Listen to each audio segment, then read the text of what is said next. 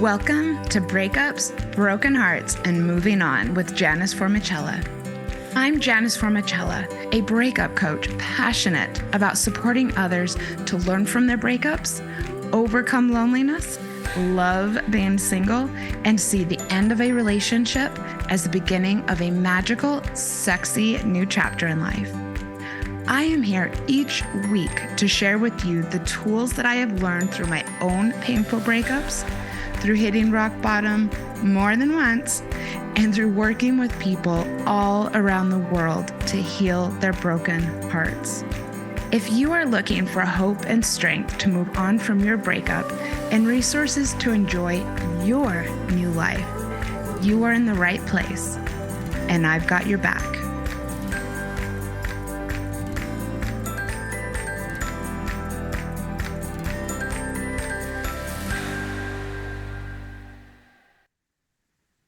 Hello, hello, hello. Hello to my strong and wonderful listeners.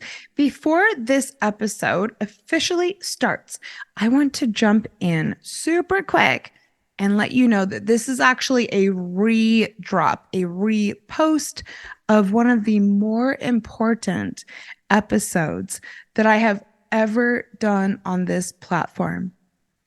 This is an interview with Ruth Glenn, the president of the National Coalition Against Domestic Violence.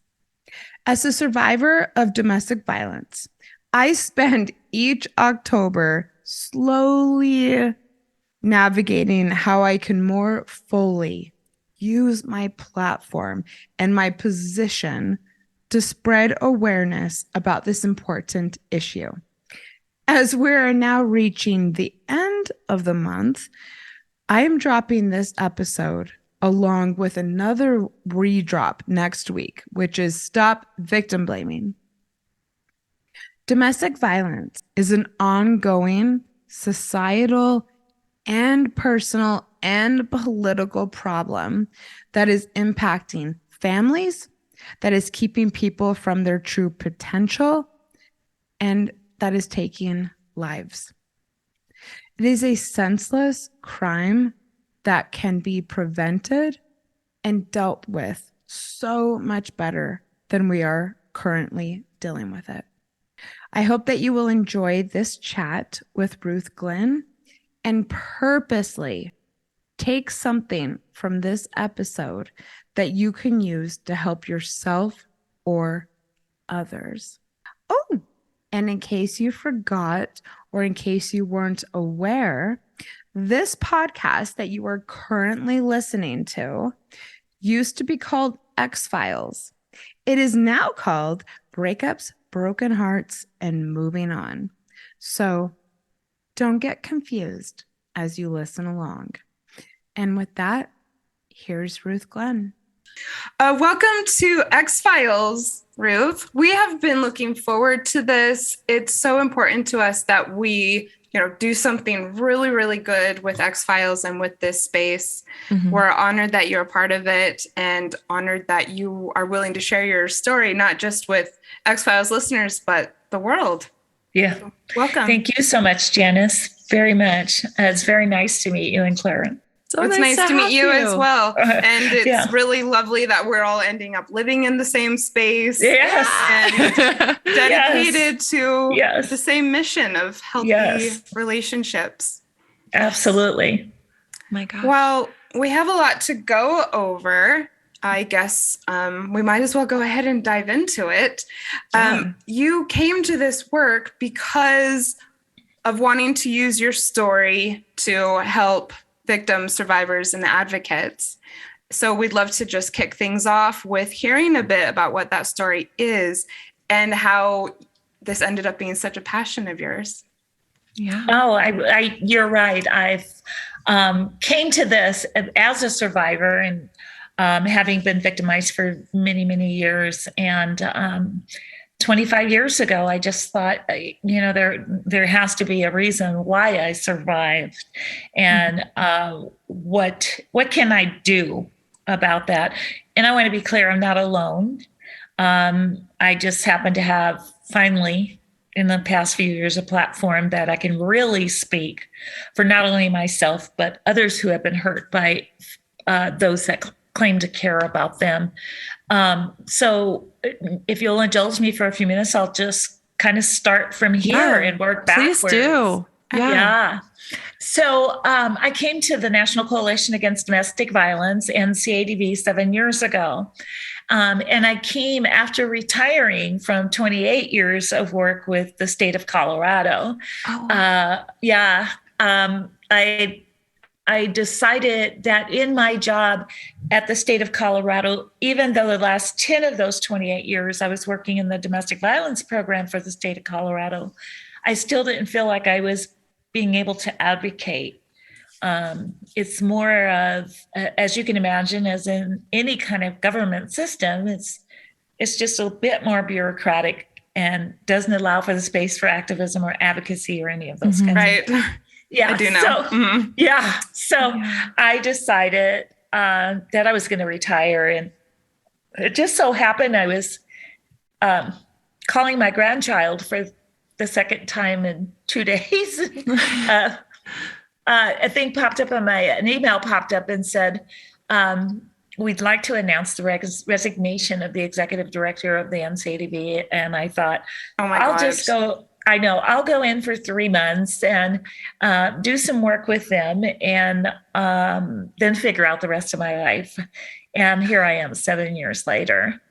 But I bring that up because the reason why I'm still here 7 years later is I have found a place to advocate and be an advocate, whereas I hadn't found that before, not in the way I wanted to. I wanted to be able to influence policy, and I wanted to be able to speak nationally and even globally for other survivors. And what brought me to Colorado was well over 40 years ago, when I was married at the time. I got married to my then husband, and I was 19, and I knew that he was going to fix it all, and very, very charming, charismatic, all of those things. And within 2 weeks after we were married, I had been pretty badly beaten, and the neighbors downstairs from our apartment came up and got me and said, they gave him the what for having done that. And, I'm not sure why, but nobody called the police, including myself. And I will tell you that I remained married for the next 13 years. And that certainly wasn't the only event of domestic violence. And by domestic violence, just to be clear, it's not always physical, because there were certainly many different types of violence in the relationship I had with him. And by that, I mean him perpetrating violence on me. I want to be very clear, too, that there is no such thing as a domestic abuse relationship or relationship abuse, or it's very rare that there's mutual abuse. Right. To be very clear, there's usually a perpetrator or an abuser and a victim survivor. So over those 13 years, I had endured physical abuse, financial abuse, many, many different control tactics, and we can talk about control tactics later. But when people were curious about what had happened to me, I said, it's not a clear path. It's not. There were many times that we got along really well. And I did not stop loving him because he was abusive. I wanted him to stop being abusive. And so for those 13 years, I just held on to hope that whatever it was that I was doing wrong, because I was certain I was doing something wrong for a very long time, and whatever it was that he needed would all get fixed and he would stop being abusive.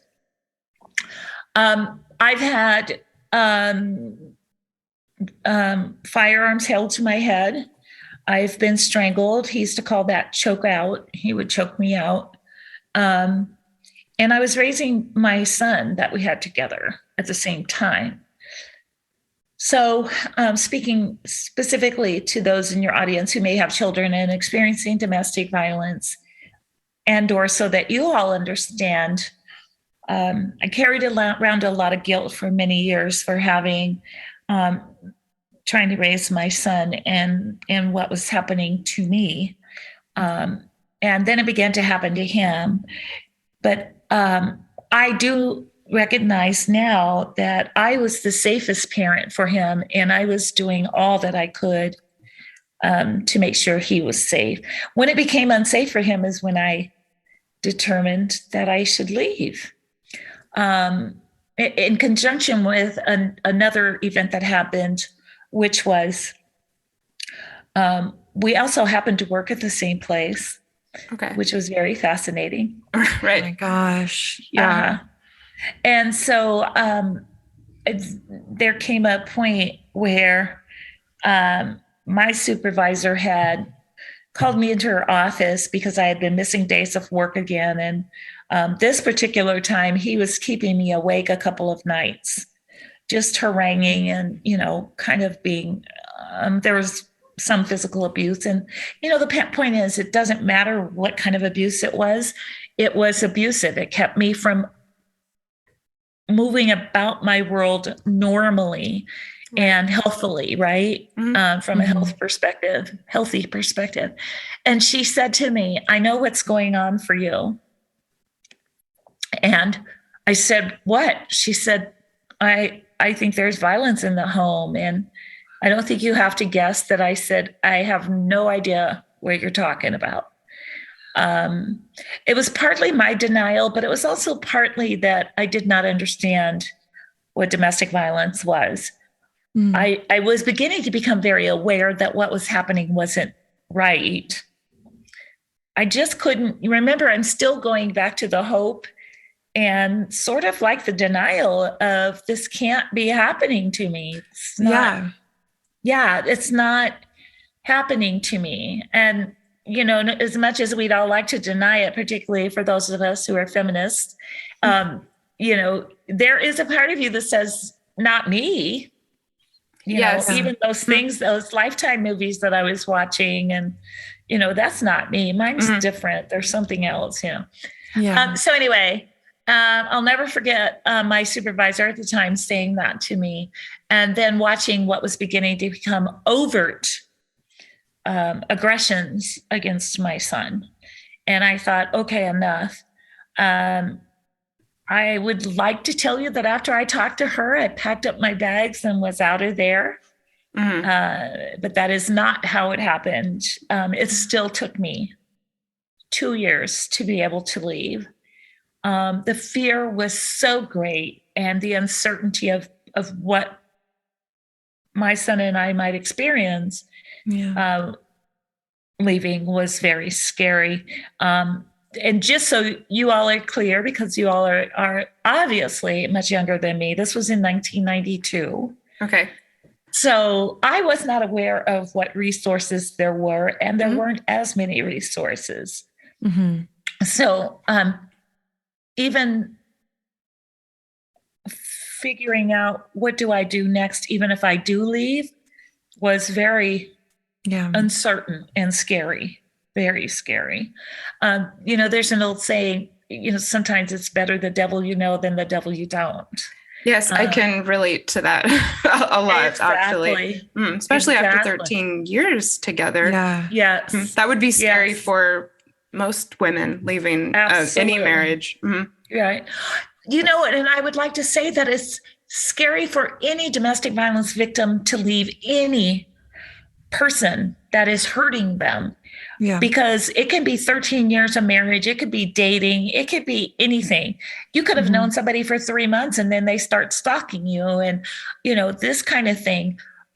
It's very difficult, because one of the things that happens, just as a side note to all of this, before I finish my story, it is the control mechanisms begin to chip away at your rationality. That, now I want to be very clear, that doesn't mean you're irrational. I don't want to ever give that impression. But you begin to question things because that is what they've done to you. Yeah. Everything is not quite even or on kilter or that kind of thing. So when I had to think of, when I made up my mind, when I made up my mind I was going to leave, it still took me 2 years to make that happen. Yeah. 2 years. I hid money under the waterbed mattress. Yes, I grew up in the area of waterbed mattresses. I hid keys. I began to take single checks. I had a very good job, a decent job where I could sneak away money. Not a whole lot, but I could sneak away money. And I decided that when I left, I was going to cut every tie except for the son tie, the tie between him and my son. So make a long story short, one day my son walked in from school. He was 13 years old. I said, honey, I want to leave your dad and I would love it if you go with me. What would you like to do? He said, Mom, of course I want to go with you. Now, before that, my husband had also, probably a month before, I think it was the real jump, the real leap. About a month before, he had held a firearm to my son's head. Oh my God. And said, well, he had held it to my son's head first, and then he held it to my head and said, if you ever do that again, I will kill your mother. And that was the last time that I just said enough. I just can't. It's one, and survivors also justify in our minds why we're putting up with this stuff. I love him. He'll change. I don't know what to do from the. Yes. He'll, and if he ever, I'm an adult, so I can take it. And if he ever does it to my children or my child, then, it's all over. That's how we work through our minds. So we left. I was gone 6 months, and he came and kidnapped me from my apartment with my son, knowing that. He held me for 4.5 hours at gunpoint and asked me to kill him, or he was going to kill me. Now, in those 6 months, the harassment and stalking was just constant. I never knew when he was going to be behind my car. I never knew when he was going to be outside the fence, all of those kinds of things. I would get cards in the mail telling me I love you. He would call me and tell me what a bitch I was. So, it was flip-flopping. All over the place. So those first 6 months were horrendous. After he kidnapped me, of course, he lost his job because we were still working at the same place. Oh my God. You had to see him every day. Oh my God. So that's how he kept finding you? Yep. To some degree. It's more complicated than that, but I also decided to stay as close to my son's school as possible because I was thinking, once he settles down, then I don't want to disrupt my son too much more.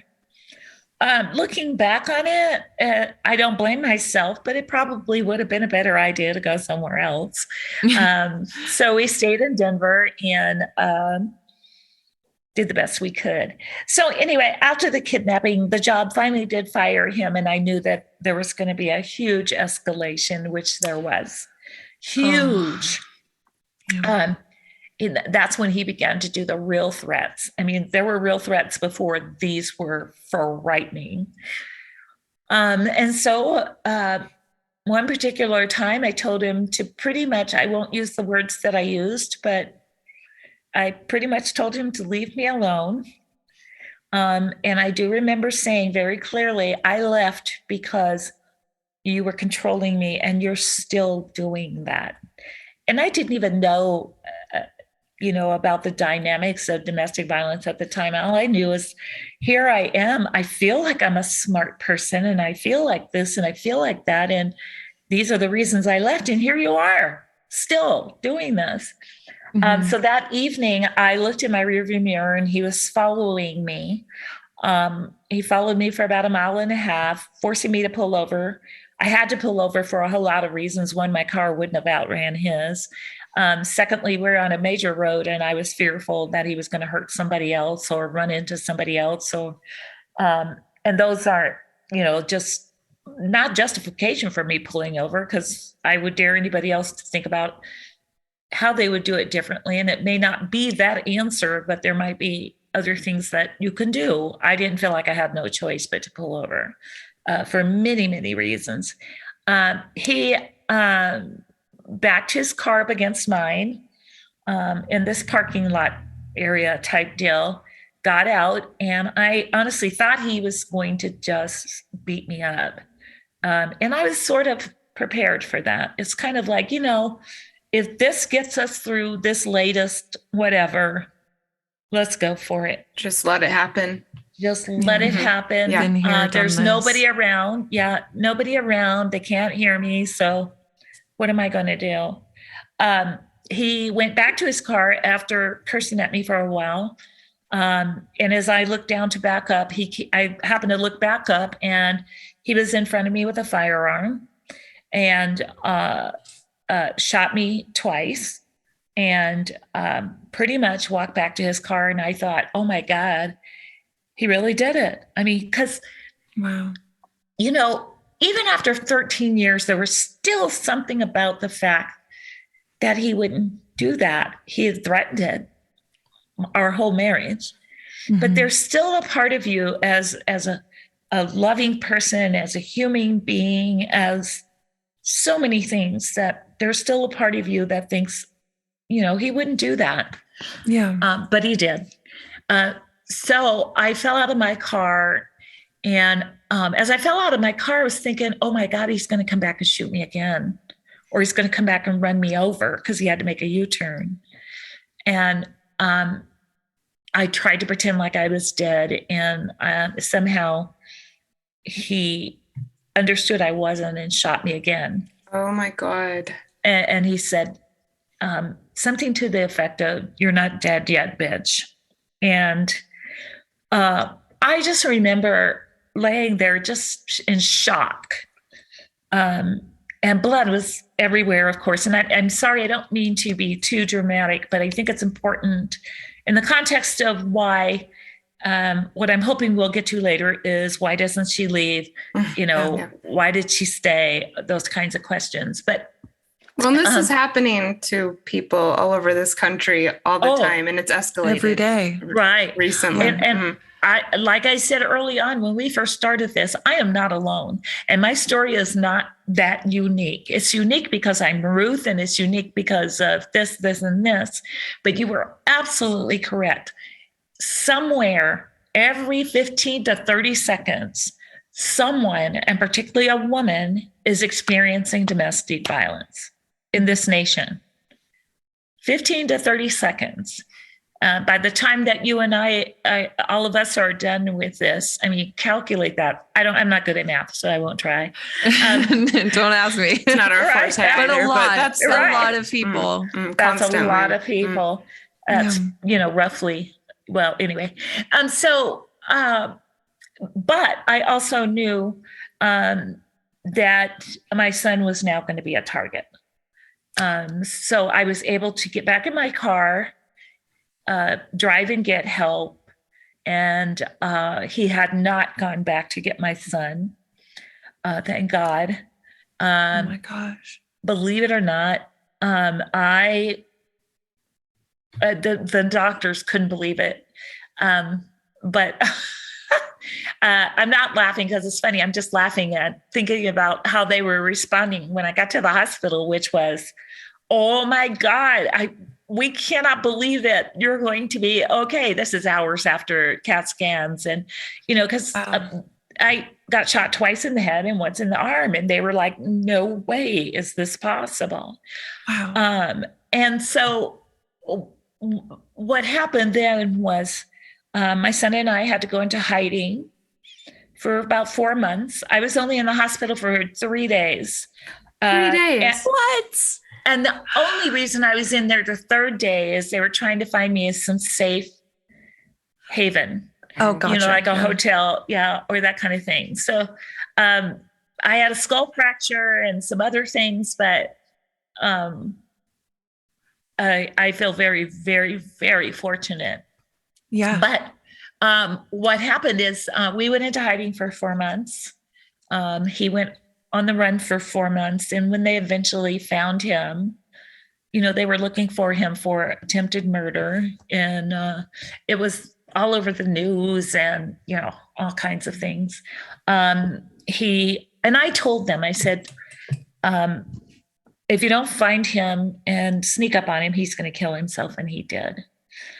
The reason why I think that that's important, and particularly with the experience I've had now and then my knowledge base that I've built up, is abusive persons are also, when they're at the end of their rope on how to keep control, the ultimate act of control is to take your own life. So I was not surprised he did that.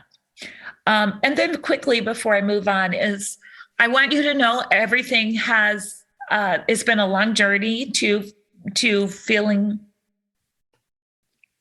somewhat healthy. I don't think any of us are 100% healthy. Yeah. A long journey. But once I started in 1995 is when I started, speaking and saying, I want to talk about this because it happens to everybody. I happen to be able to have a platform in different ways, such as on funding boards. And because it made such news here in Denver, a lot of the TV stations, like on OJ's thing, they called and that. So I'll use my voice. And then ended up here. I did go back to college. I went to college and got my BA and a master's. Which I'm very proud of because it was something he told me I would never be able to do. So there's been a lot of inroads and growth. But I do remind people that you don't live through something like that for that long without having it have some kind of imprint on your life, and it does. I have bouts of PTSD. I don't. Some days are worse than others. I'll just leave it at that. Yeah. But I will say I'm very, very pleased and most days happy to be an advocate for victims and survivors. So that's the capsule version. Oh, it's an incredible story. I'm speechless almost. Yeah. Thank you so much for sharing. You're welcome. And so you decided you wanted to share your story. And when did you start working for the state of Colorado? I was working, remember we worked there together. So I started working for the state of Colorado in 1985. Yeah. And then I retired from the state of Colorado in 2013. Okay. Wow. So, and then this happened in 1992. Yeah. So the state of Colorado did really good about keeping me with a job because, as you can imagine, I couldn't work at location or in, for a while. So I encourage all workplaces to think about how to respond to survivors and victims of domestic violence. And although it was 92, there were some pieces of that others should take away with them and think about as they deal with people in their workplace who are experiencing domestic violence. Definitely. Yeah. And thank you so much for sharing your story with us. And it just strikes me how at every turn you were strong and I think so often with these situations, someone can just assume we'll talk about why people stay coming up here, but it has nothing to do with your intelligence or self-sufficiency or strength or fortitude. That's or how much, anything about you. So I just like, thank you so much for sharing that, because I think it's in the details that people like gain a lot of empathy who maybe haven't ever experienced anything like this or even close to it. So thank you. Well, thank you. Yeah. And just as a note to that, I tell people all the time that survivors are the strongest people I know. From the outside, they look weak because they're putting up with it. From the inside, it is taking every bit of energy, persistence, perseverance, courage to deal with this. And I just think that they are the most remarkable people. Totally agree. Totally agree. So we know, we mentioned earlier that people are experiencing domestic violence every minute across the United States and the world. And if there's someone listening who believes maybe they're in an abusive relationship, but they're not really sure, you mentioned in your story sleep deprivation. And so maybe if you could speak on some of the things that aren't physical, that can be like labeled as domestic violence, and maybe help someone who's listening who's not sure be like, understand that what they're going through does count. Absolutely. Yeah. So I refer to those as power and control tactics. And what they do is they chip away at your independence.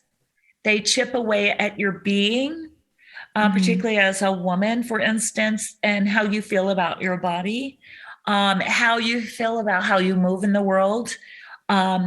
So they can be things such as financial abuse, which is making sure that you don't see your paycheck, making sure you have nothing to do with the bills, making sure that the money is controlled by them. It can be emotional abuse, which is constant put downs. You'll never be good enough. You'll never be pretty enough. Who else is going to want you? Go ahead, try to do it on your own and see what happens. You're not a good mother. I'll take the kids. What court do you think is going to believe you about anything? Call the police. They won't believe you because you're an hysterical, crying mess. Sexual abuse is very prevalent in domestic violence abuse cases. I was part of what we called the Survivors Task Force here in Colorado years and years ago. And we actually had our own little retreat, so to speak. And there were about 6 of us in the room, and only one of those survivors did not mention sexual abuse. And that doesn't mean a thing to me other than giving you an example of how sexual violence is used, marital rape, date rape, all of those things when we're talking about domestic violence. We're also talking about isolation. It comes more about power. Isolation, not allowing you to call your parents, not allowing you to be a part of your family. And in fact, maybe even isolating you from their family.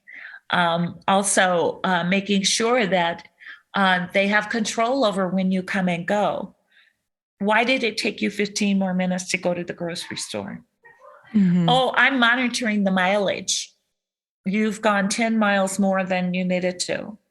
Who was that you were talking to at work? I was in the parking lot and I saw you. Stalking, even if you're living together, they may still stalk you. We're hearing more and more about GPSs being put on cars and on phones and that kind of thing. So there's a whole range of things. If you're feeling something, is that domestic violence? How do I know I'm experiencing domestic violence? And what I would say is that if you're feeling like you have no control over your life, and I don't mean how some of us get, we have a lot of chaos coming at us and we're trying to figure out life in general and that kind of thing. But if you feel like someone else is controlling your life, and you no longer have the control that you either used to have or even that you'd like to have, If you are feeling as though there's something unnatural, not normal, I wouldn't say unnatural, not normal, whatever that normal is for you, because we all have a different normal. You may be experiencing domestic violence. And my advice is to seek out someone to talk to about that, so that you can process it if you're ready, but that you can process it. Because the other thing is, I also call abusive persons crazy makers. Yeah, for sure. Because they will have you thinking there's something wrong with you and you're crazy. Yeah. But when you're able to put it out there and talk to somebody else about it or journal about it, careful of journals because they can be used against you, which happened to me. But find somebody safe where you know it won't be breached. And if it means even your local community domestic violence program, do that. But it is really helpful to talk through it with someone, so that you're not, so you can be outside of the crazy making and the control while you're processing that. Yeah, getting a third party's opinion on the situation, I think, is excellent advice, because you're questioning yourself so much by the time you get to this point. I think that's wonderful. So then once you do that, and let's say you did arrive at the decision to attempt to leave, to end the relationship, quote, leave, walk away, what would you think would be a few fundamental things for someone to either do or put in place, or steps to take to get out and stay out? I think that's a great question. So I hope you don't mind, but I'm going to correct what you just said a little tiny, reframe it. Go for it. Help them to think about what they would need to leave, and then maybe not stay out. I thought that's what you were going to correct. Yeah. So we have to give, survivors are controlled by somebody already. So I try to remind all of us that are helping, let's give them options, so that they get to control it. And if they decide to leave, they decide to leave. And if they don't, they don't. Mm-hmm. But we make sure that as their friend, as their family, as their coworker, as their professor, whatever it might be, that when and if they're ready to talk to us about it, we have resources at our disposal. And because if we have circles of friends, I guarantee you that all of us have an idea about somebody who's not being treated well or is experiencing some unhealthy stuff in their relationship. So, being a good bystander and making sure that you have his resources is a technical term. You have things and resources available that you could share with that person, even if it's the hotline.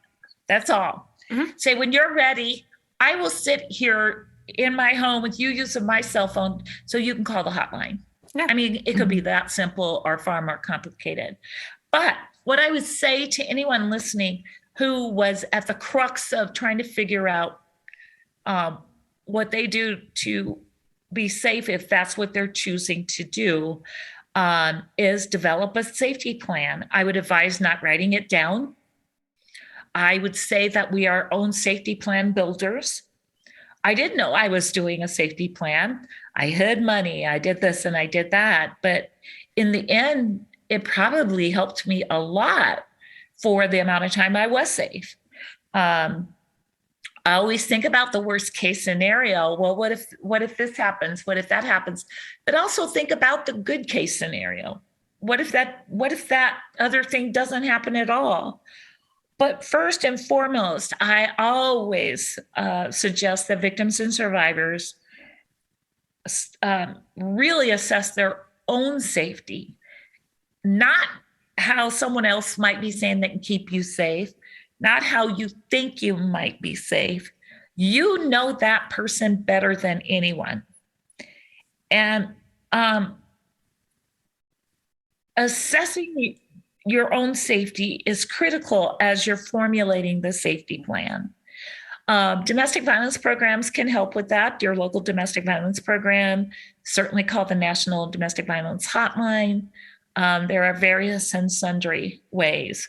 And I always tell people only the survivor gets to decide when she leaves and when it's safe to leave. And he gets to determine that he may not stay gone or she may not stay gone, that it just feels safer to be back there. Or, by the way, I still love them. And so I want to be back with them because I'm sure this taught them a lesson or, and certainly judgment doesn't really do anything to help, when you're choosing between two bad outcomes or two bad places to go or two bad solutions. Absolutely. You might go back to the person who accepts you the most, and that could be your abuser. That's right. Absolutely. And it might take more than one time. Right. Sorry. No, you're absolutely correct. And, I still go back to survivors and victims don't get with abusive persons because they want to be hurt. Survivors and victims get with someone because they want to be loved or they're in love. I challenge anyone that's not even had an experience of domestic violence to think about when they've been in a relationship too long. And there was no domestic violence and, there was no sexual violence and there was no financial abuse. So that's where I think that sometimes we're judgmental as a society and doing the victim blaming. And we've got to be really careful about that. Yeah, definitely. Speaking of victim blaming, this might be the right time to cover that question of why didn't you leave? Why did you stay? Why is it so difficult to leave? We talk about being in love with the person and believing in their potential, not necessarily the reality of who they're showing themselves to be. Right. The reasons why did I stay or why doesn't she leave or he leave or are various and varied and sundry. You're right. Love, hope. It could be finances. That person's the breadwinner. And what am I going to do? Oh my God, I have 4 kids.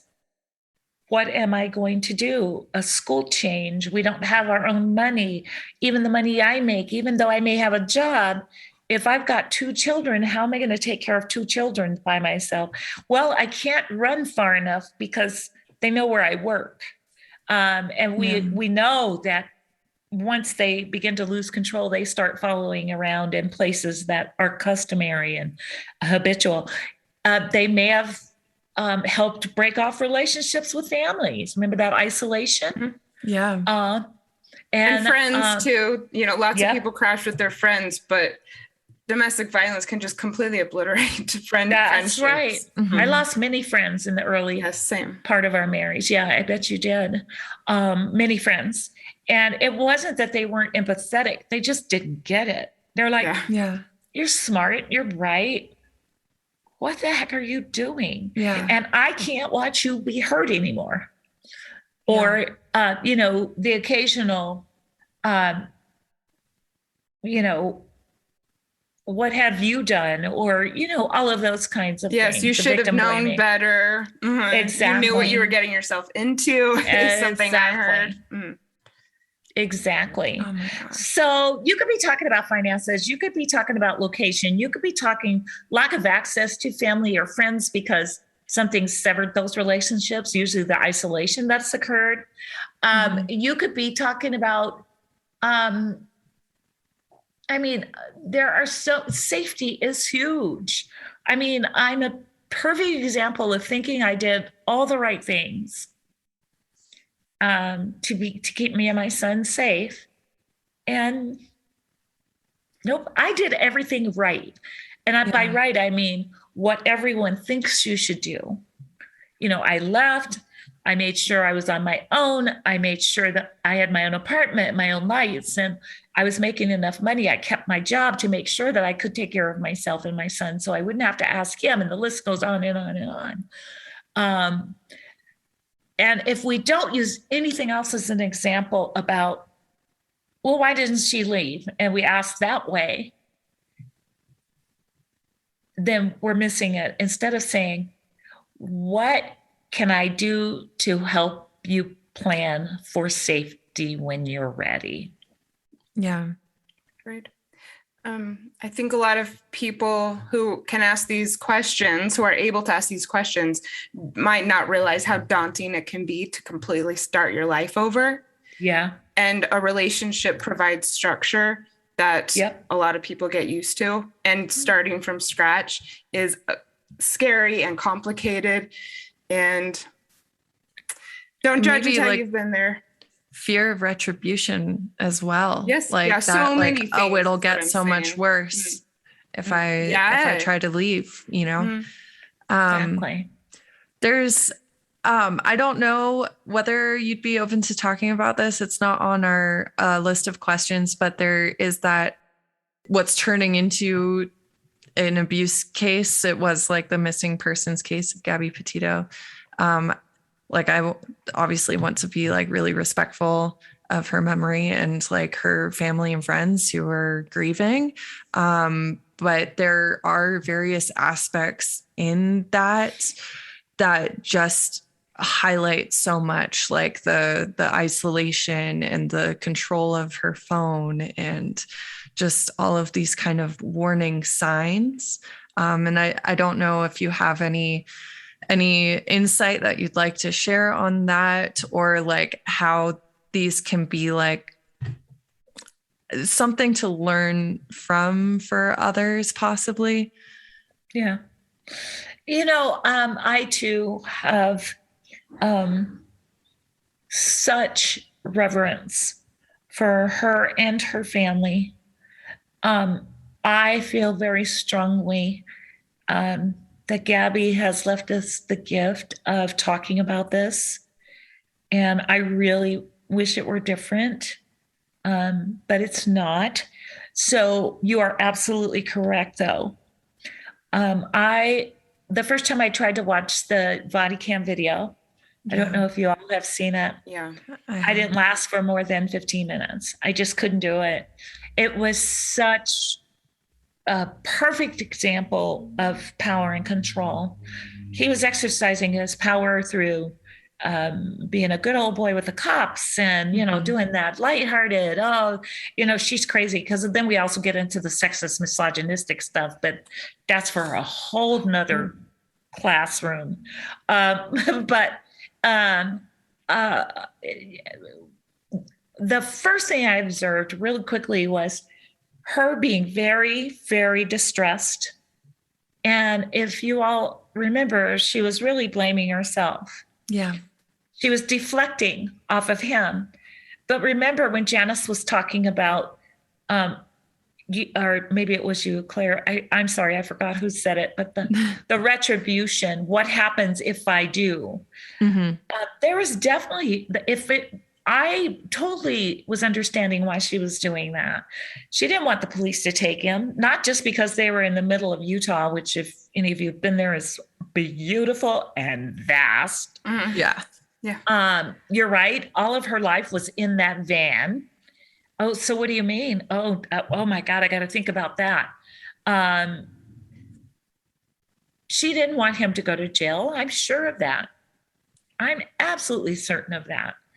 And so the list goes on about why most of the nation that understands domestic violence knows that that's what we were witnessing.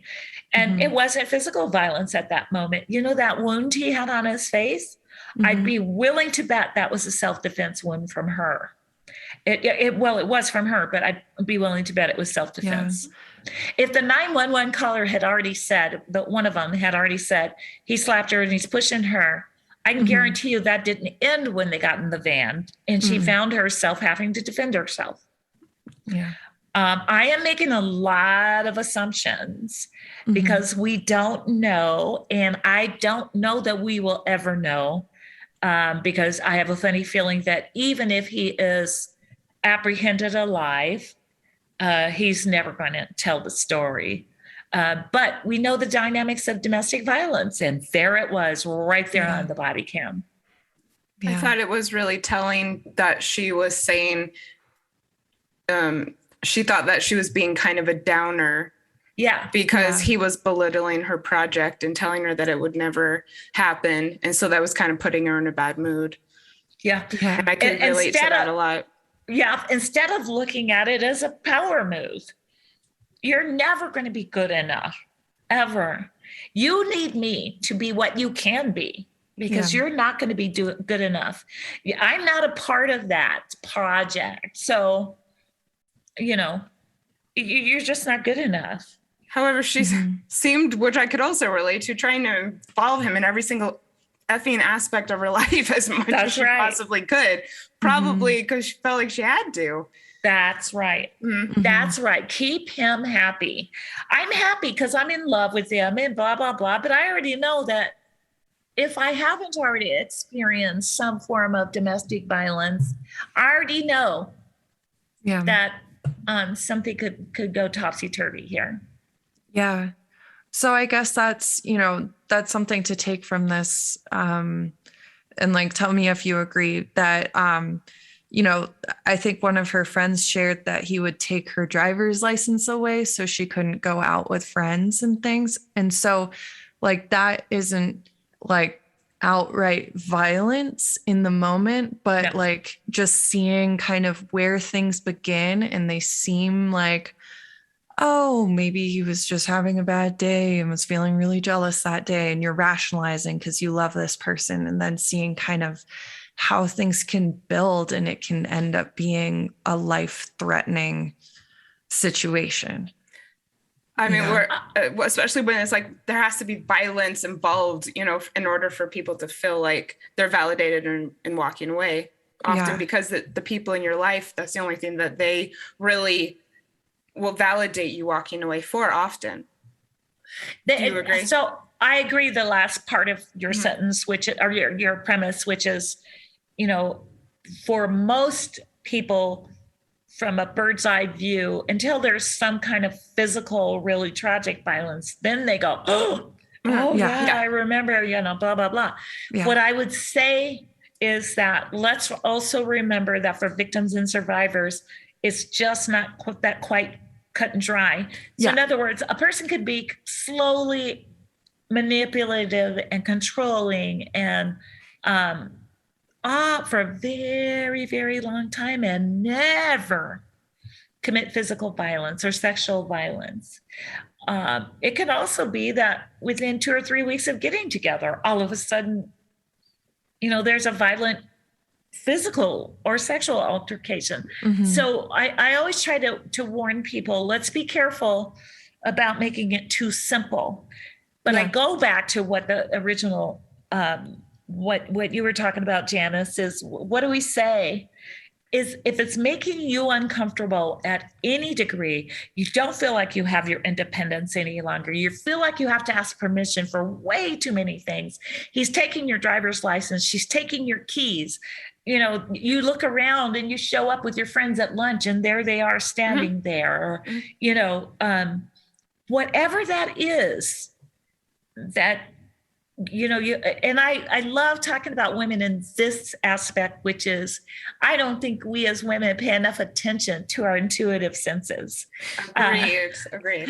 Yep. Yes. We have a beautiful gift that says, and that's not to say that men don't have it either. I really do firmly believe ours is stronger. If we don't do anything else, pay attention to our intuition, which is saying, that didn't feel quite right. Whatever it is, that didn't feel quite right. And I'm going to put this in the back of my head, and I'm going to start now thinking about these other things. And it's okay to act on those. Yes. Yeah. Yes. You really don't need to give a reason or have a reason. You don't need to make your own argument. I do think if it doesn't feel right, that's as good of a reason as That's right. That's right. And we say that a lot on the show, and I want everyone listening to write that down. Right. You have a right to autonomy, freedom, and independence. Exactly. Yeah. You don't have a right, even in maintaining those, to hurt someone else. Yep. You do not what have a relationships right. are for. That's right.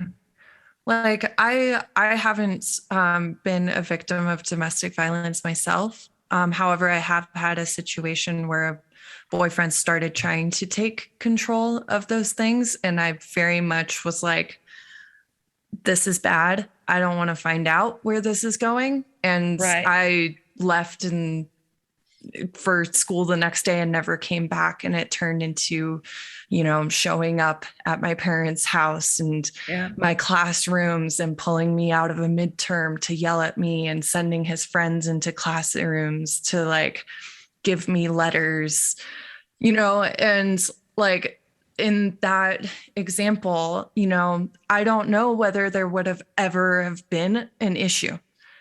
But his reaction to my leaving told me that I definitely made the right choice.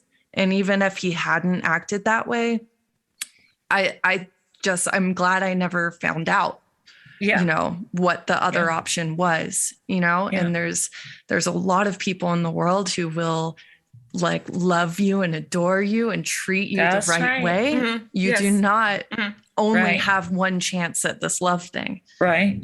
So, and I would even hazard to guess and say, to take it even one step further, first of all, he was stalking you. There's no getting around that. Stalking is a form of that violence. It really is, because you begin to lose your autonomy. It's like looking over your shoulder every moment. Oh my God, the phone's ringing again. Scary. And then the second part is there may not even come someone into your life whom you fall in love with and you have a healthy relationship with. But that's even better than being in a situation in which someone's hurting you. Well, I always say you got yourself, baby. That's right. I mean, I'm my best friend and my best partner. That's right. I think I'm a pretty good date to myself. Right. Definitely better than any abusive situation I had ever found myself in. Right. What do you think, besides why doesn't she leave, is the most misunderstood thing about domestic violence, I guess, as it pertains to the United States? I think the most misunderstood is, even when you explain why she doesn't leave, the other common response I get, well, there are resources. Okay. First of all, you name them if you know what they are. Yeah. Secondly, are there enough resources? Third, how does a victim, unless they have the space and safety to talk about it, how do they know what resources are there? Mm-hmm. So until we make it a national conversation constantly, they will continue to ask why she doesn't leave. There will continue to be a misconception. Here's the other piece that I got to tell you, just makes me a little bit crazy, is there is also assumption that domestic violence victims and survivors don't need help because they're adults and they've made this choice and yada, yada, yada. And I would say, I'm sorry. I had it happen to me. Like, I was actually so like, you can't even ask us for help because you knew completely what you're getting into. Mm. No, oh my God. No. And let's say that you even hung in there to say it's got to get better and blah, blah, blah. There is still, we talked about the why doesn't she leave or he leave, all those myriad of issues, finances, blah, blah, job, kids, all of that. So if someone I thought I loved and thought loved me, or whatever that situation is, and they've been harmful to me. I also need navigation around what I can do differently, even as an adult. That doesn't mean that I'm incapable. No. It doesn't mean anything other than I need a resource friend or a family member or somebody to talk to help me navigate. Yeah. We're social beings. We do not thrive in isolation. That's right. That's why isolation is such a dangerous tactic. Absolutely. Wow.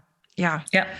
I mean, I think a couple of our next questions were, how can our listeners be better advocates, and how can we support someone in our lives going through this? And I think you really just spoke to that, but is there anything else that kind of this framing of the question brings up for you? I just always say, be the seed planter, be the one that plants the seed very gently, kindly, and with an understanding, without even saying, I understand domestic violence, because you don't need to say that. Of course, you can say, I think you're going through something. I want you to know that I'm here if and when you ever might want to talk. And I may also have some resources for you. They might say, are you crazy? You have no idea what you're talking about. And you say very nicely, okay, got it. But I guarantee you, they won't forget that you opened the door for them to be able to talk this through. And they may never come back. Who knows? Yeah. We have to be willing, for those of us who are outsiders to what might be happening to someone else, we have to be willing to take a little bit of pain with it, because it may not be, oh my God, you're such a savior. Thank you so much for asking. Totally. Probably won't be, actually. Right. That's just not how this works. That's right, Janice. You are absolutely correct. That's not how this works. You're bringing something to them that they've been skilled at hiding, because it could mean life or death for them if they reveal. So why would they say, oh, thank you so much, Claire. I really appreciate how don't expect that. Be okay with that not happening. Yeah. And I guess that ties into losing friends in these situations where they're like, I can't watch this anymore. Yeah. Like if you try to have this conversation and gently offer like, hey, I might have some resources for you, and they don't accept, and they don't come to you with like, thank you so much, open arms, everyone has choice, and we're not going to force anyone to remain watching something that really hurts them to see happen. But I guess, do you have any words for people who are getting impatient and frustrated with a friend who's going through this? And I'm also just that with the cycle of domestic violence, it repeats itself. And I know that people in my life just got kind of exhausted. Like, all right, like 6 months ago, we were going through this. Now it's happening again and again and again. And people just kind of lose patience. I agree. Patience. And what do? They do lose patience. And I would like to advocate to please not lose patience. You do not have to invest in someone being hurt or violated or violence committed against them. You can continue to say, when you're ready, I'm here. You don't have to get caught up in a whole lot of stuff other than listening 1 or 2 times, or however many times it is that somebody needs to talk to you about it. There's only one person to blame for what's going on. Yes. And that's the person, that's the abusive person. Yeah. We don't do enough in this society to hold that person accountable. Yeah. We want to hold alcohol accountable. We want to hold drugs accountable. We want to hold the workplace accountable. We want to hold their parents accountable. We want to, no. Yeah. being abusive to somebody that you claim to care about is a choice. You made that choice. The other party did not make that choice. Yeah. Even in these events of what they're terming mutual combat, oh, please. What? Someone is the aggressor. Yeah. Now, it may not be the person we'd like to think is the aggressor, or it may not be the person that we'd like to think are your stereotypical view, but somebody is the aggressor. Yeah. Until we hold that person accountable, let's not blame victims. And I would even suggest that outside of the cycle of domestic violence is domestic violence as perpetrated by somebody else on someone else is not predictable to the victim, is not predictable to our family and friends. The only one who gets to predict it is the abusive party. Mm-hmm. So, yes, I went back because they said they were going to change. I have hope they'll change. I mean, the list goes on and on. Or, I was really afraid for my life, so I went back. You Mm-hmm. won't understand that. I could try to make you understand it, but I hope that you're there the next time. If there is a next time, because usually when we go back, we're hoping to goodness there's not a next time. Yeah. So I hope that answered your question, Janice. Definitely. Yes, Or thank you so Claire. much. I was going to say Claire, but Right. It's okay. We're like coming at you from all angles. Right. Not a problem. This has just been invaluable. Yeah. Thank you so much. I can't wait to get this out there. And what I really love is that the National Coalition Against Domestic Violence is working to keep this in our conversations in this country, to open up the dialogue, to continue to advocate for legislation that supports survivors and protects victims. We are really looking forward to letting people know about the coalition and possibly becoming a member, learning more about your work. Absolutely. So what can you tell us about the core tenets of the agency and also what it means to become a member? Okay. The National Coalition Against Domestic, this is where I get to give you my elevator speech. The National Coalition Against Domestic Violence is 43 years old, as of this week, by the way. And we're the oldest organization on the national landscape doing this work. We started as a grassroots movement 43 years ago, and we like to the best of our ability in this new world with technology and such, we still operate from a grassroots philosophy, which is we believe in carrying survivors' voices. We believe in making sure that victims are treated respectfully and they get what they deserve to be safe and all of those things. And we do that through three efforts: policy, which Janice already talked about, projects, which we have many partners that we join with to get projects off the ground, and do what we can for advocates to make sure they have the tools that they can to best support victims and survivors. And then certainly our trademark programs, which are, our financial ed webinars, our emerging issues topic webinars. We have several different pieces to each of those 3 Ps is what I call them. And then certainly our public awareness. I will talk about this as long as people will let me talk about it. And I hope that your listeners will talk about it as long as people allow them to talk about it. Just use every opportunity that you can to talk about domestic violence. And that's our kind of like our motto in the office. And then we have a membership of over 500, I believe. And our membership is made up of local community domestic violence programs, victims and survivors, law enforcement agencies, just a mix of folks. We have individual memberships, we have ally memberships, and we have alliance memberships. They come at different prices. You can find that information on our website because I'm not good at remembering that stuff. We're going to link everyone up all month long. All month long. Thank you. There's not going to be any excuse. It's going to be everywhere. Yeah. Styles is. Right. I would also say, and we would love to have new members. Our members are alerted when there's legislation that needs to be addressed, when we would ask for you to call your Congress. We make sure that there's a monthly newsletter, not just your Congress, they'll call your legislator. We have a monthly newsletter that updates everyone on what's going on in our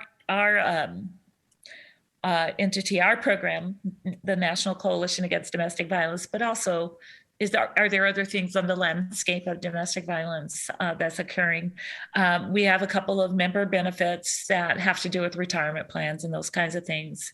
But we welcome new members all the time because the louder our voices, particularly in the policy area, where we send out an action alert that says, please call your congressperson and let them know they can't do this to X, or let them know that we applaud what they've done for X. Because truly, for a lot of resources and support that victims, survivors, and advocates get, it comes out of Congress. And we have the ability to do some things most of our other national partners cannot do, which is truly advocate in that way and act as grassroots, because we get absolutely no grant funding. Yeah, so I want to highlight that. Yeah. For an organization of your size and as far reaching as it is, they are dependent on donations and memberships and not grants. It's remarkable. It is remarkable. Every end of the year, when I look at our individual donations, I'm just blown away by the people who are committed to contributing. We get a $1 bill a month from one of our individual donors. $1 bill love it. every month. I wish I were kidding, but I'm not. That's so nice. Somebody who's got a recurring quarterly for $25, to someone who annually they write $1,000 checks and says, keep up the good work, we're behind you. Wish I had more money, or something like that. But it's a demonstration from this pocket of people who know that the National Coalition is doing what we can to keep those voices raised, but they are also a myriad of victims and survivors who say, I'm going to, even if it's just a membership, I'm going to do something. Yeah. And I shouldn't say that. I'm saying what they might be saying to themselves. We have no judgment on memberships. We love our members.